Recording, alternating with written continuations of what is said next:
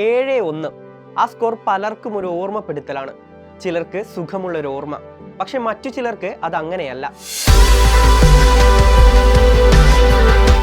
ലോകകപ്പിലെ ആദ്യ മത്സരത്തിനിറങ്ങിയ ജർമ്മനി കുഞ്ഞന്മാരായ കുറസാവോയെ 1-7 ഗോളുകൾക്കാണ് മലർത്തിയടിച്ചത്.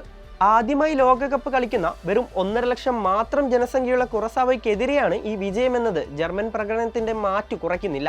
പക്ഷേ 7-1 എന്ന സ്കോർ ഫുട്ബോൾ ആരാധകരെ 12 വർഷങ്ങൾ പിന്നോട്ടേക്ക് നയിച്ച സ്കോറാണത്. അന്ന് ബെലോ ഹൊറിസോണ്ടിയിൽ ലോകകപ്പ് ആതിഥേയരായ ബ്രസീലിനെ മുക്കിയ 7-1 സ്കോറിലാണ് ഇന്ന് വീണ്ടും ഒരു ജർമ്മൻ അശ്വമേധം.